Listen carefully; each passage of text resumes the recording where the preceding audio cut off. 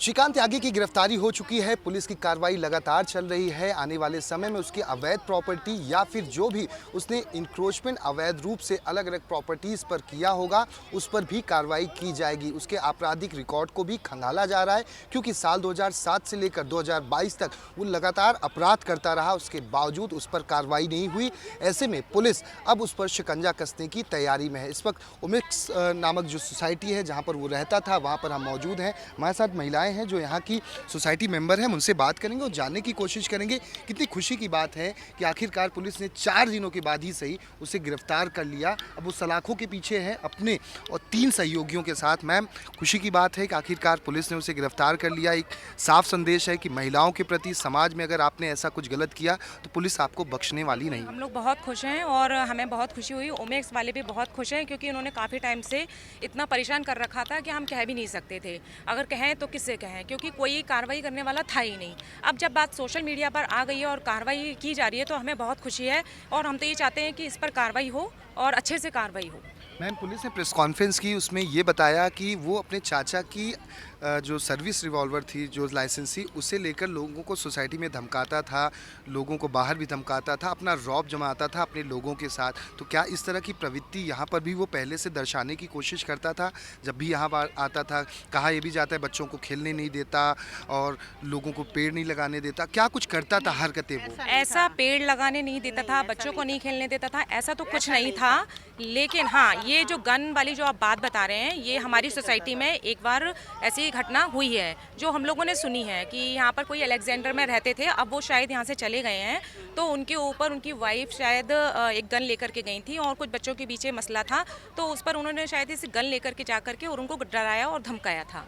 तो ये घटना तो शायद हमने सुनी थी और हम यहाँ आए थे तो उस टाइप से हमको लगता था कि ये काफ़ी मतलब खतरनाक लोग हैं, तो हम लोग बात भी नहीं करते थे इनसे। जिस तरह का उसका रवैया रहा, जिस तरह के फुटेज हमने सोशल मीडिया पर शुरुआती दौर में देखे 5 तारीख की घटना में, उसके पहले भी किस तरह से उसका रौला था, किस तरह से अपना दबदबा यहाँ पर दिखाने की कोशिश करता था, अपने जो इर्द गिर्द बाउंसर या सिक्योरिटी गार्ड के साथ लोगों को डराए धमकाए दबा के रखे, सोसाइटी के लोग चुप रहें, उसकी बातों पर रिएक्ट ना करें। हाँ, शायद दबदबा तो था क्योंकि सारे ओमेक्स सिटी मतलब ओमेक्सियन जितने भी थे वो सभी लोग डरते थे उससे और घबराते भी थे। वो जब आता था तो 001 उसकी गाड़ियों का नंबर था, तीनों चारों जितनी भी गाड़ियों का नंबर था यही था 001। कोई यूपी के नंबर से थी, कोई किसी अलग स्टेट के से नंबर से थी, मतलब लेकिन 00 नंबर 1 जो था उसका एक अच्छा नंबर था और उसी से वो आता था। शायद यही दिखाना चाहता था कि दबदबा यहाँ मेरा बना रहे। और पता नहीं था वो बीजेपी का था या नहीं था, ये हमें कुछ नहीं पता, लेकिन हाँ वो पहले बसपा में था, फिर उसके बाद वहाँ से शिफ्ट होकर के ये बीजेपी में आ गया। पुलिस ने इस बारे में भी खुलासा किया जो 001 नंबर है वो लखनऊ के नंबर पर रजिस्टर्ड था, लखनऊ से लिया था और 1.5 लाख रुपए उसके लिए वो एवज में देता था। हाँ, देता होगा क्योंकि बिल्कुल ये नंबर जो है वो बहुत ही जो नंबर चाहते हैं और ये नंबर आपको मालूम है कि ये ऐसे ही बहुत आसानी से नहीं मिल जाते हैं, तो ज़रूर देता होगा क्योंकि इसकी तीनों चारों जितनी भी गाड़ियाँ थी उन पर सभी पर 001 नंबर की गाड़ियाँ ही थी। मैम, आपका शुभ नाम और उसका बर्ताव कैसा था सोसाइटी में, सोसाइटी के लोगों के प्रति, या पिछले कुछ समय में आपने जो भी देखा सुना, जो भी जाना आपने? ज़्यादा तो नहीं मिले हैं हम, पर हमने देखा है कि लोग डरते थे उससे, भयभीत रहते थे कि वो आया हुआ है, बाउंसर्स आए हुए हैं, पुलिस वाले उसके साथ रहते थे, तो बीजेपी का नेता आ गया, ऐसा कुछ सब लोग सोचते थे। जब घूमता भी था यहाँ पे सोसाइटी में शाम में सुबह कभी भी, तो क्या आपने बाउंसर के साथ घूमता, गनमैन के साथ? बाउंसर के साथ घूमता था, गनमैन उसके साथ रहते थे, उसकी गाड़ी में उसके साथ ही चलते थे जी। तो हम लोग सोचते थे शायद वहाँ से गवर्नमेंट की तरफ से मिले हुए हैं, पर उसने खुद हायर किए हुए थे। सन 2011 से इसके पास पुलिस सिक्योरिटी तो थी क्योंकि आती थी हमेशा, जब भी गाड़ियाँ आती थी तो एक पुलिस सिक्योरिटी गाड़ी ज़रूर आती थी इसके साथ जी।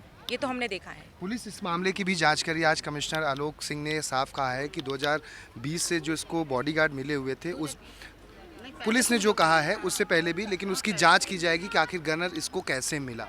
हाँ, इसके बारे में खैर मुझे कोई जानकारी नहीं है कि कैसे मिला।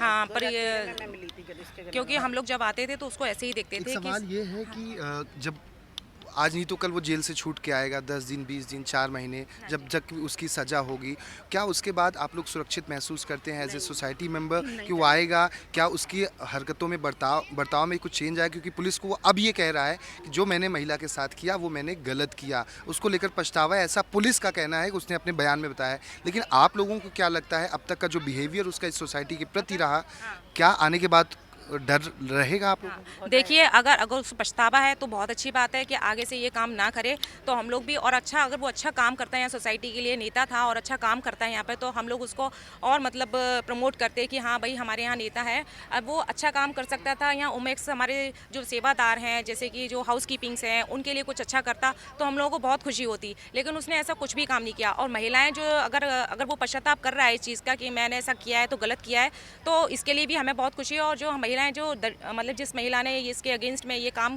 किया है वो काफ़ी डरी हुई है। आप लोग को भी है डर, जब आएगा फिर से पता नहीं ना जाने क्या करे, ऐसा कुछ है? ऐसा लगता है कि सोसाइटी वाले लोग भयभीत रहेंगे उसके आने से, उनको लगेगा कुछ गलत ना हो जाए सोसाइटी में, फिर आगे से कोई हंगामा शुरू ना हो जाए, किसी को कुछ डरा धमका के। वैसे भी जिसने ईना ने मतलब जिसने करा ये, तो वो तो बहुत डरी हुई है वो लेडी तो। कि बहुत बड़े आदमी से पंगा ले लिया। हाँ जी बिल्कुल।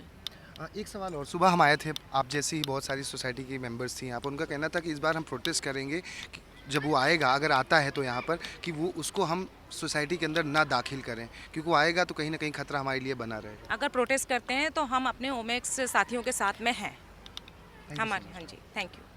ये थे सोसाइटी के तमाम मेंबर जो अपनी बातें रख रही थी कि अगर उस सोसाइटी के लोग प्रोटेस्ट करते हैं उसके खिलाफ, जब वो वहाँ आता है तो हम प्रोटेस्ट में शामिल होंगे कि वो सोसाइटी में ना आ सके। डर ये भी है लोगों को कि कहीं वो फिर से ना आए और आने के बाद फिर से उसी तरह से बुरा बर्ताव न करे सोसाइटी के लोगों के साथ, अपनी दबंगई फिर से ना दिखाए। इसको लेकर सोसाइटी के लोगों में अभी भी चिंता बरकरार है। कैमरामैन सुनील के साथ दीपक दुबे, न्यूज़ 24 नोएडा। नमस्कार, मैं हूं मानक गुप्ता। अगर आपको हमारा ये वीडियो पसंद आया हो तो इसे लाइक और शेयर जरूर करें, और हां, हमें सब्सक्राइब और फॉलो करना ना भूलें ताकि आप देश और दुनिया की कोई खबर मिस ना करें। तो जुड़े रहिए हमारे साथ और देखते रहिए न्यूज़ 24।